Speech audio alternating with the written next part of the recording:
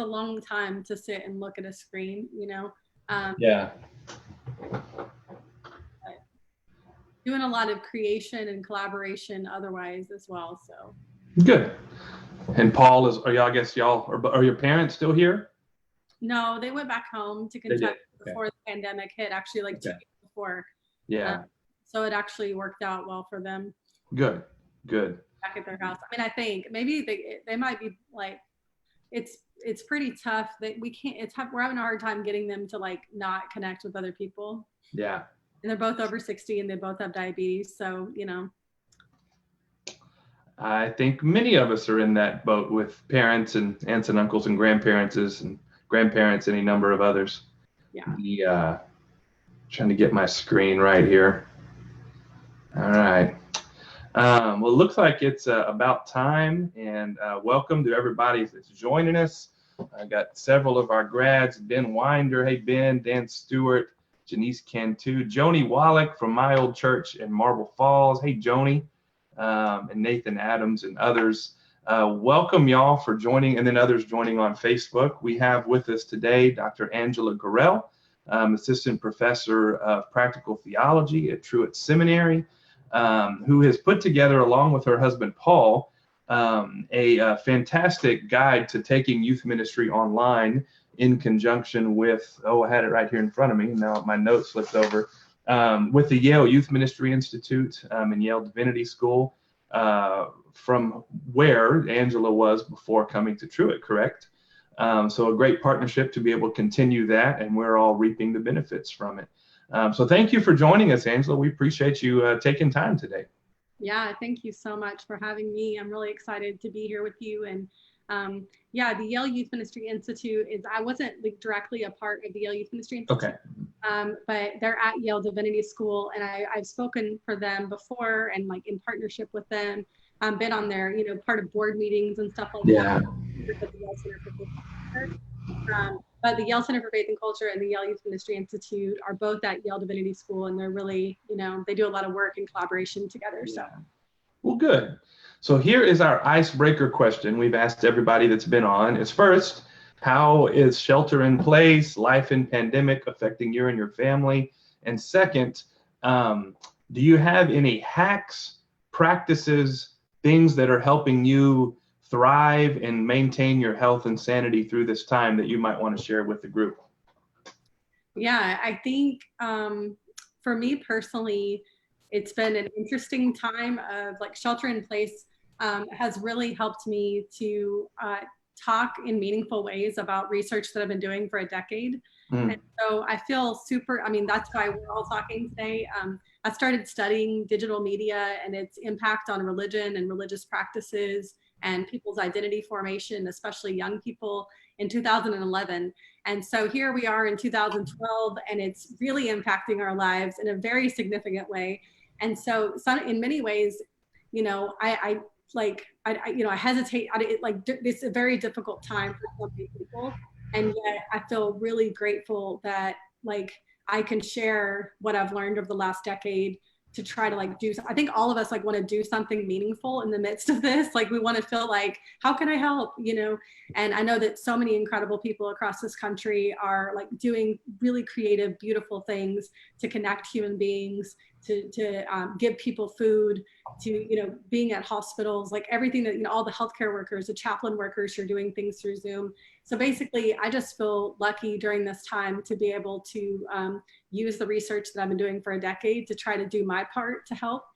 So I think that's given me a lot of life during this, and that kind of connects to your other point, which is, I think one way that we can not just survive this, but sort of thrive during this time is to ask the question hey God, how can I partner with you in this time? How can I meaningfully respond to this crisis and to what is going on? How can I contribute to the work that you're doing in the world? And so that's kind of the question I've been asking myself. Certainly it feels on certain days that my apartment is getting smaller and smaller. And so the other practice that's been really important to me has been going on a 3-mile walk every day. And so it's about 3 miles, and I've been stopping under this particular tree on this walk and just enjoying the sunshine, enjoying the, like through the tree branches, enjoying the tree shade, and just kind of on this walk, like making it a prayer walk and a time of joy. So it's been kind of both, like a time to pray to God and then a time to just kind of try to practice gratitude and joy. So That's great. That's great. I think most of us are getting more exercise these days than we might have otherwise. I'm also snacking a lot more too, so I'm not sure it's helping with anything. But yeah, we've had a lot of walks with the family, and it's been very good. My newest one is I hung a bird. I'm in our guest room, and I hung a bird feeder right outside my window, which is like 18 inches from me. I get from where you're the screen, and so house finches and cardinals and right now, there's a Carolina chickadee, all of these birds I get to see in minute detail. And so I've completely geeked out on it, on being a birder. And that's been fun helping me get through some of this. Well, let's dive in here. If you are on our email list, for those watching, you should have received these resources last Friday. If you want to receive them, Julie, you can either in the comments on Facebook or on Zoom put your email, or Jack will post Julie Covington's email address, and you can email Julie Covington and receive these. Jack is also posting resources to some of this online as well, resources to Dr. Gorrell's other books and things like that. We will take questions at the end, and so if you have questions, even now, we'll get to them at the end. Go ahead and post them in the chat. Post them as they come up. Many of you joined us before, so you know the drill. So Angela, kind of to begin with, kind of at a 30,000 foot level, give us a bit of an overview for those that are receiving this for the first time of some of what you and Paul have put together here. So there's a few different sections to the guide, and one section is just really practical and it's technical help. And so if someone's new to new media, and even if you're not, but maybe another youth leader on your team is not as familiar with new media, doesn't use it as much, this guide, you could send it to them, you know, and you could help them to kind of understand different platforms that are important both to youth period, but also important to know about during this time. And so each one in that section, I highlight what I think are the most important platforms that I think youth leaders need to know what they are and how they work, or like what their point is, because they all kind of have a different like mission or point to them. And then I make 2 recommendations in that section about like the platforms that I think are most helpful to youth leaders for doing synchronous activities and asynchronous activities. Another part of this guide is that there's a few different videos. There's one that describes the difference between asynchronous and synchronous activities when you're using new media, just to help out people. There's another video about what is a Christian practice, like why, you know, what do you mean by that? You know, videos that just kind of help to orient people as they're reading the guide. Another section of the guide is kind of just dedicated to the things that are like what I see. I was a youth minister for 14 years before becoming a professor. And so a children, youth, and family pastor, depending on the setting that I was in. But, and so that's kind of, for me, there's a section that's just dedicated to kind of some of the most important elements of youth ministry, whether it's like getting youth to talk, teaching them to practice their faith, teaching them spiritual disciplines, stuff like that. And so I'm trying to help youth leaders to think about what could this look like in an online, you know, sort of in an online space, or how could you do this in a synchronous and asynchronous way, that sort of thing. And then another section is Paul, my husband, and I, we were talking about, you know, what would it look like for youth leaders to focus on some of the most pressing issues and concerns of youth right now. And so we came up with a list of what we felt like, given, you know, my research on youth and emerging adults, and then also just, you know, what's happening right now, some of the things that we feel like are the most pressing concerns that youth leaders might want to discuss with young people. And we feel like we picked topics that we felt like if you said, hey, this, you know, Sunday night, this Wednesday night, whenever your group is going to meet online, we're going to talk about anxiety. We're going to talk about disappointment. We're going to focus on loneliness. We're going to like talk about shame.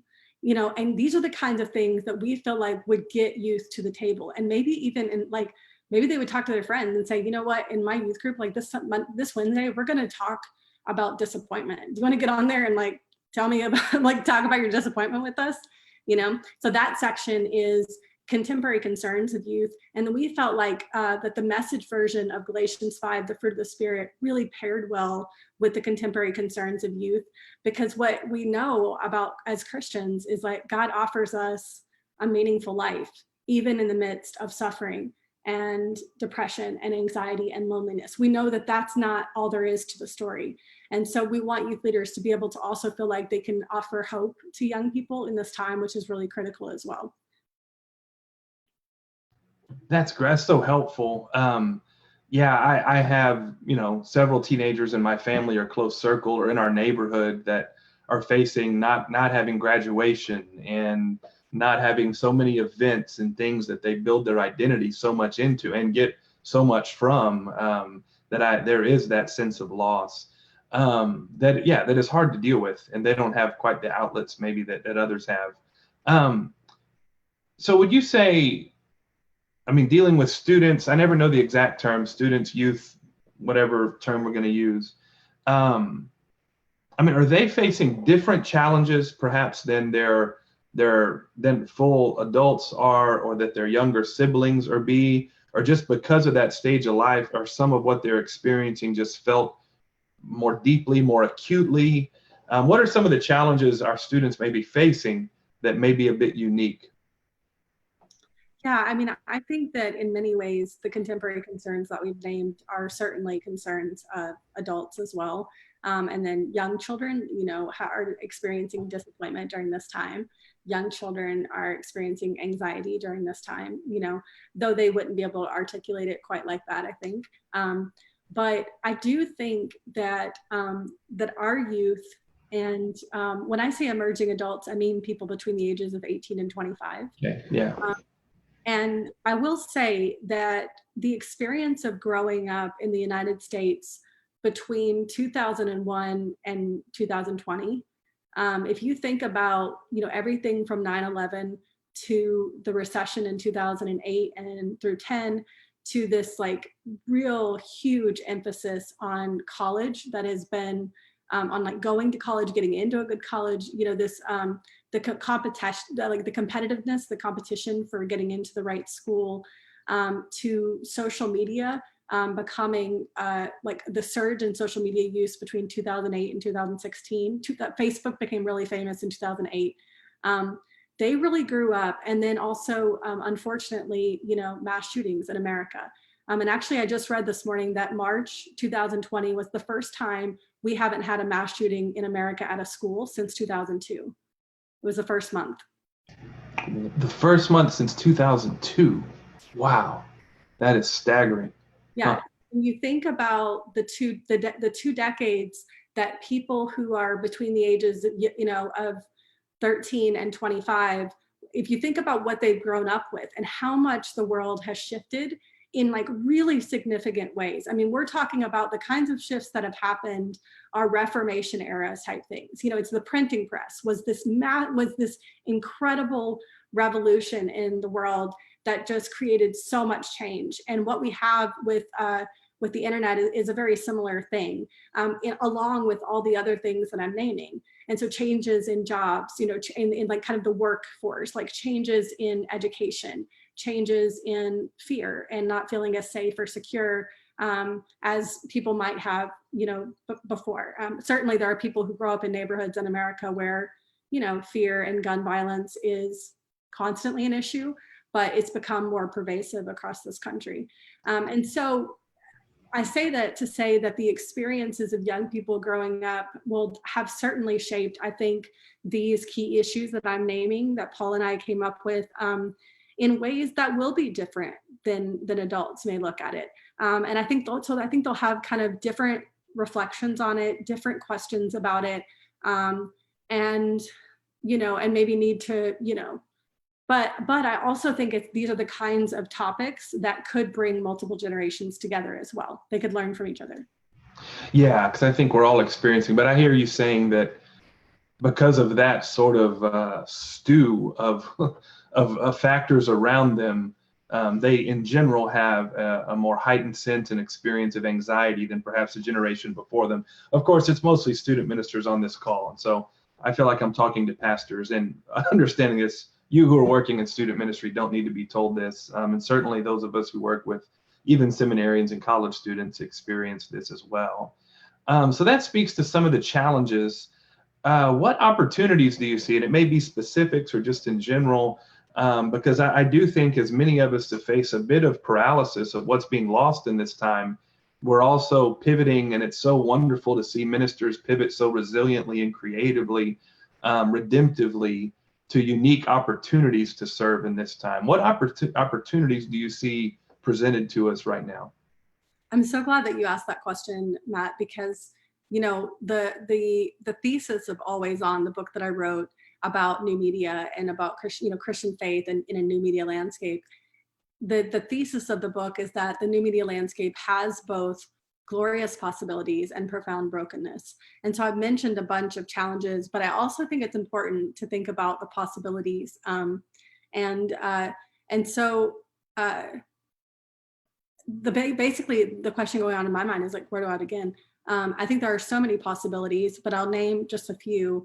One is that, and I say this in the guide, I think, or in one of the videos in the guide, but I just want to emphasize it here, which is that in my experience, mediated communication like we're having right now, whether it's through a screen or through texting, emailing, or in a synchronous conversation, for some reason, mediated communication can allow a lot of people to open up and to be honest and vulnerable in a way that they won't always in person with everybody else, with other people, especially people who are introverted or who need more time for reflection than we often give during in-person gatherings.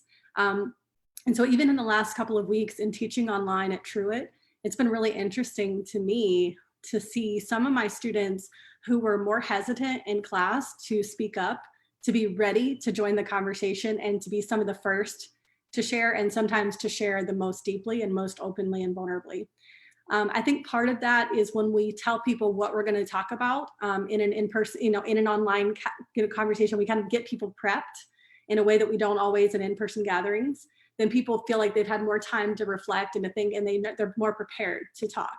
And then also, just the fact that it's mediated sometimes helps you to be more open. So I think there's really an opportunity here for youth leaders to maybe hear from youth, or to hear more honestly and vulnerably from youth in their youth group than they've ever heard before. Like I said, I'm living it these last few weeks in my Truett classes. I've seen it before in my online classes at Fuller Seminary and at McCormick Theological Seminary before I came here. So I think that's really amazing. It's a really cool opportunity and possibility. Another is that I was on a call the other day with people from World Vision. And one is like the head of church networking for World Vision, Josh. And he was saying, I feel like that this is a moment for a new reformation in the church. And as I heard him say that, I thought, wow, that sentence gives me energy. Like, I'm energized by that statement. And I'm hopeful, and I'm thinking, okay, God, what might you be doing? What might you be up to? And how can we join you in what you're doing? Might this be an opportunity for us in youth ministry? And we're constantly wanting to try new things. We're wanting to experiment. We're wanting to be imaginative in our work in Christian education and formation with young people. And yet we don't always have the time or the space to do that. But this kind of forces us, or as another way of thinking about it, invites us to try things that we haven't tried before, to experiment, to imagine. And so I think in that way, we can maybe start to, all of us together, to reimagine Christian education and formation, and what it looks like to do youth ministry in new ways. And I'll close with this part, that kind of a third thing that I've been thinking about is just, it's very difficult to get young people's time. And that's because it's hard for parents like you, Matt, to discern what are the most important things that I need to be having my young people do, my teenagers do. I mean, there's so many things that they could be doing. They need extracurricular, they need to get good grades, they need to go to church, they need to do, like community service stuff. They need to be they need to have fun with their friends. They need to do this and that. And, they need to go to counseling for this. They whatever, there's a million things. And it's like, what are the most important things? I mean, so parents really struggle, I think, to, like, I mean, youth, their time is already limited.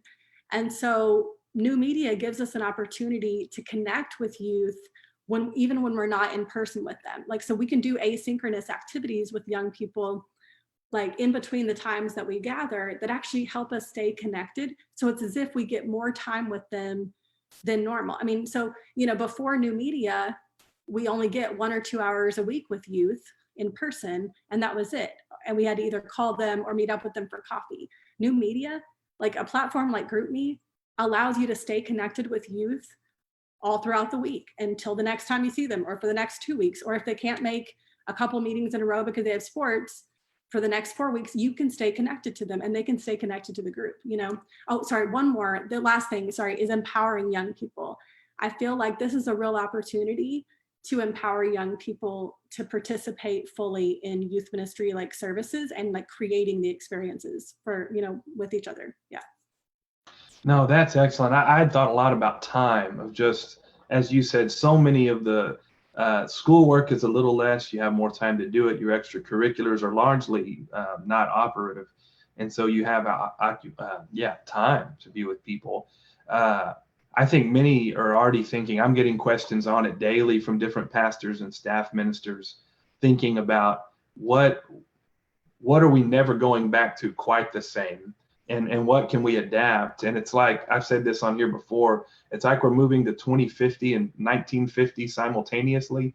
We're using technology, not really 2050, but we're moving ahead where we're using technology in whole new ways, really wonderful ways.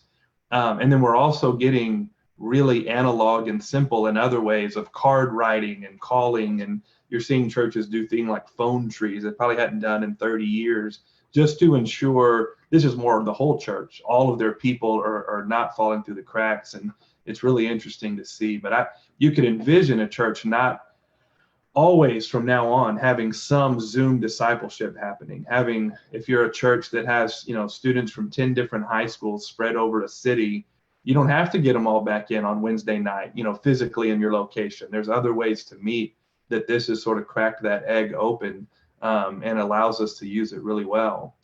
We've had a couple questions come in, and so if you have others, go ahead and post them as well. Dan Stewart, who's the youth minister at First Baptist Lorena, asked, so during this crazy season, how do we define success for our student ministries? How do we win during this season? Any thoughts on that? I think, so the first thing I'll say that I think that those two, like winning and success, are, I just wonder if there are different measures that we use, like how do we be faithful during, as student ministers during this time? How do we show young people that we care? I mean, honestly, I feel like for me that, and maybe that, and then I think the effect of those types of things will be, quote unquote success or winning or feel.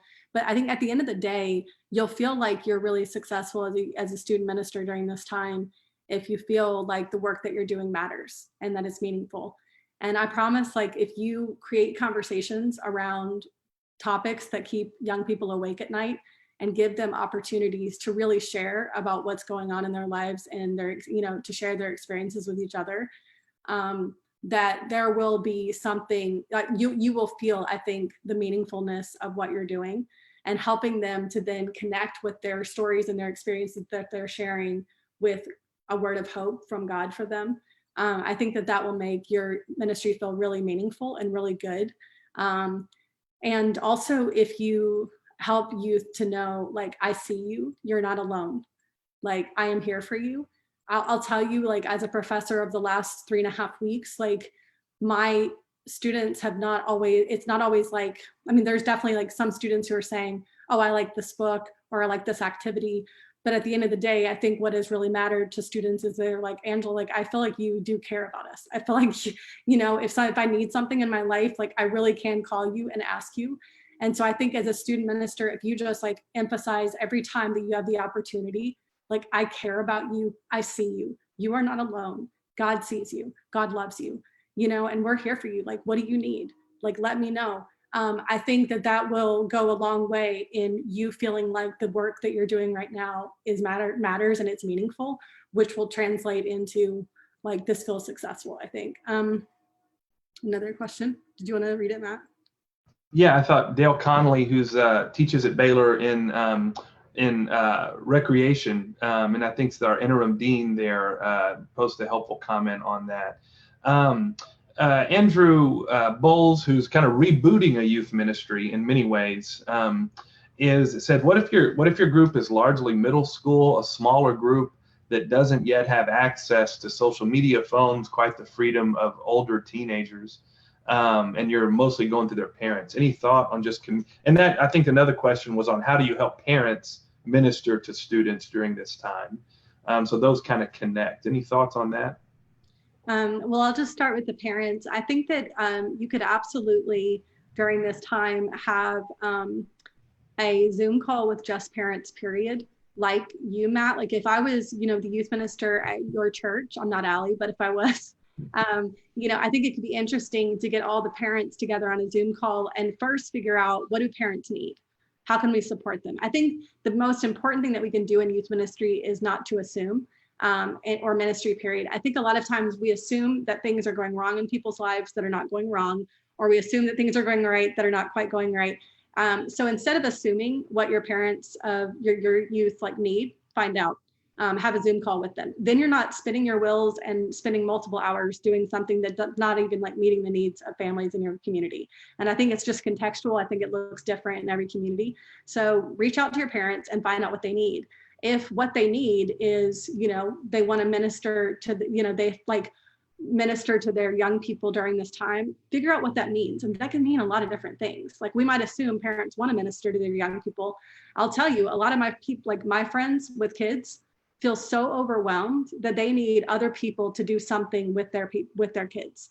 So I don't know that like asking some of my friends with kids, like I'm thinking of, Josh Carney, I'm thinking of Justin Forbes, other people that have like 6 kids, like asking them to minister to their kids along, like to do a youth group type thing for their kids or Sunday school with them, along with teaching them school, along with the work that they're doing. It's a lot. Like, so I think probably having youth leaders ministering to their kids during this time is really powerful. Anyways, find out what your parents need.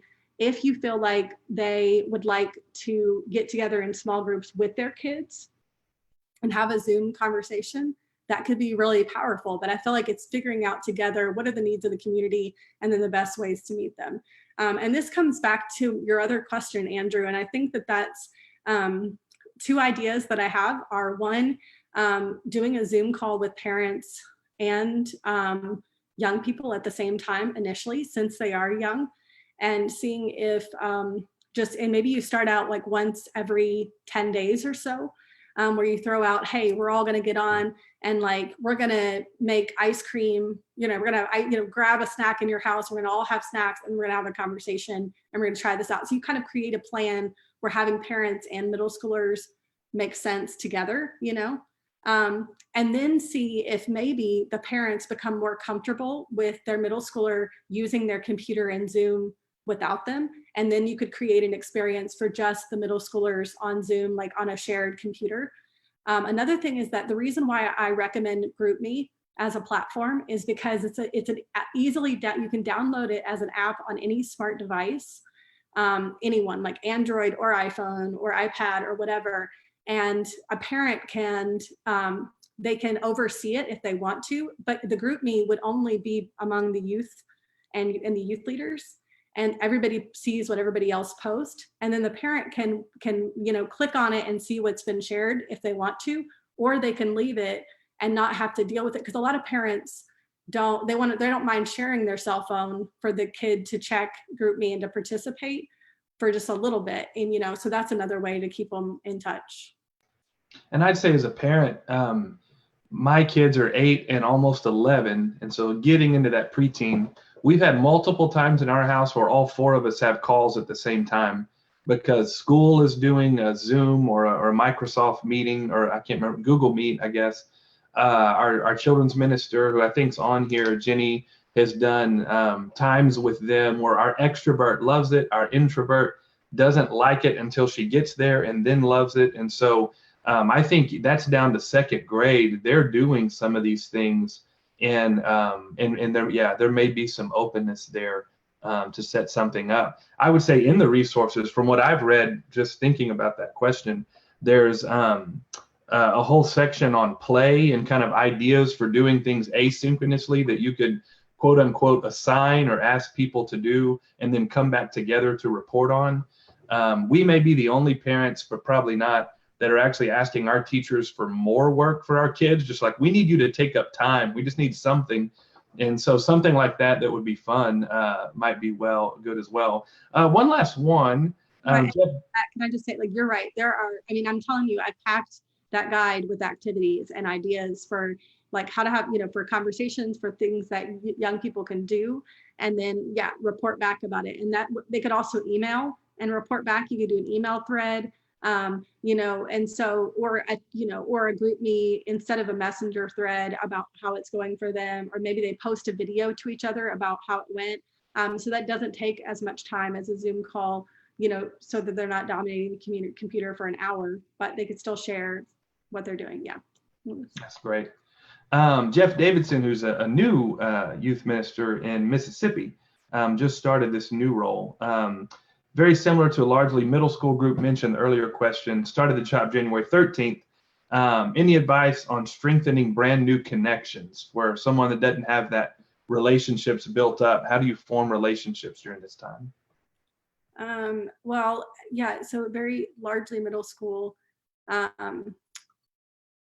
think a lot of what we've said before already applies, but I think it's about trying to create opportunities for youth that will bring them to the table. It's all about getting them to the table, so to speak. And whether that's in a synchronous online gathering or asynchronously, where they're sharing and posting like how things went.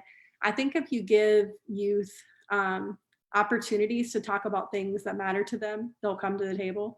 I think if you give them opportunities to tell stories to each other and share their experiences, they're more likely to come to the table. I think if you give them opportunities to try, like, to do fun things, engaging things together, that they'll, and I think it's an intentional thing where you tell the youth that you already know, hey, we're going to do this thing. Like, one of the, I think, activities I gave was like, do a jumping photo like contest, like see who can like get the most epic jumping photos, because it's really about the positioning of the camera like close to the ground and then taking them as many as you can, like when you're jumping, and that's something that parents can help young people do. And it's like, okay, how do we get the most epic photo? And then you could tell, hey, if your friends want to participate in this, like, tell them about it. And then that sort of, it's like low stakes things that invites people into the, like, young people into the group. And then we say, hey, we actually have another activity. We're inviting everybody to, write a letter to someone who lives at this, like, assisted living facility in our community that can have no visitors right now. We're all adopting an elder and we're going to write a letter to them. Like, do you want to join us? Or we're going to partner youth together. And so maybe you partner a youth that's already a part of your group with a friend that they have that's not, and they write a letter together, or they draw a picture for someone, or they try out this thing together and then report back how it went, that kind of stuff. So I think it's about starting with low stakes things and inviting the youth, to invite their friends to be a part of it. Because as you said, Matt, a lot of young people are bored out of their minds right now, and they really want to connect with other young people in cool ways, so.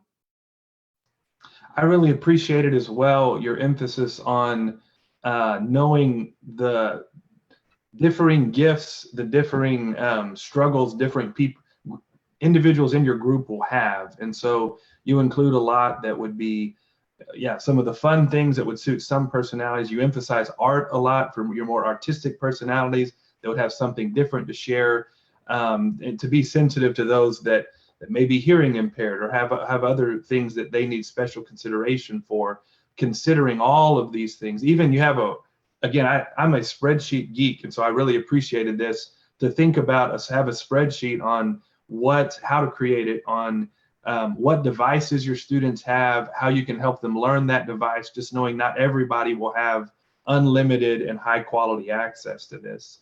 Well, this is really, really helpful, Angela. I hope you all will dive in much more deeply to this. I would add for the parents too. As a parent, I would just send them this guide for a parent to have a list of ready-made questions that help probe into what my child is feeling and thinking and going through. Just having that there would be a tremendous gift. It's a gift to me.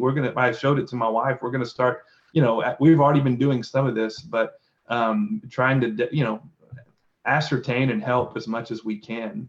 Any final word of encouragement or blessing you might give those watching today? Well, I just want to tell you, thank you so much for all of the work that you're doing right now to try to connect with young people and their families during this time, to help them to stay connected to God and to each other. I really appreciate everything that each one of you is doing. And I just want to encourage you to say that I think, the guide is really meant to spark your imagination. Like you don't have to follow like everything that it does, but because I think basically if you just read through it, scan through it, and then have a conversation with your youth leaders or with a group of parents or with a group of youth and say, hey, what could we do? Yeah. Just asking that question, like, what might we do? How might we partner with God during this time? Like how might we, what are some imaginative stuff that we could do? You'd be really surprised with what young people come up with, children as well, youth leaders come up with, and parents come up with. And I think if you have one or all of those conversations where you're just imagining together, like, and putting together ideas of what you could do over the coming weeks in light of the ideas that are presented, then you'll have a lot to work with and you'll be able to, create a plan for yourself. And the biggest thing is just starting small. Doing a couple of new things, not doing everything new in 1 week, but trying out a couple things each week, and just figuring out what works for you and then building from there. And just know that we're in this together. And I think it could be really cool too, to also have a community of other children's or youth ministers that you're talking to. Maybe you all like talk about the guide. That's another meeting you could have where you kind of get ideas and share, or maybe during this time, a couple of youth ministers and together, and you do them separately, but you do the exact same thing so that you're actually, partnering with one or more other people and you feel like you have other people that are in this with you. But thank you so much for all the hard work that you're doing. And we want to support you at Truett. If you are a student at Truett, I'm teaching a class called Foundations of Youth and Emerging Adult Ministry this fall, where we're going to talk about the most pressing concerns of youth and emerging adults, the research behind it, and what we can do about it. Oh, and if you are a youth minister for that class, I'd love you to email me. I want to know what are your biggest problems and issues in youth and emerging adult ministry. And part of the assignments of students in my class are going to be solving some of your most important questions and issues. And so please email me, Angela_Gorrell@Baylor.edu. Maybe I can type that in. If you have an issue in youth ministry that you would like, maybe it's like this meta level thing, for your semester, then please send it my way. Awesome. And I would add, if any of you do want to just get together and visit about some of this, just to share ideas together, email me. You all have my email address or the Truett Church Network, and we could easily put together a Zoom of more of a conversation between a lot of you on what y'all are doing and discuss this in more depth. That's what we're here to do and want to help. Did I get your email right, Angela? I think I did. Yeah. All right. Thank you, Angela, for your time. Thank you all for joining us. We'll be meeting tomorrow at 2 with Dr. Todd Still. He'll be talking about Paul's witness to us in pandemic, and looking forward to that. So thank y'all. Have a great day. Bye-bye.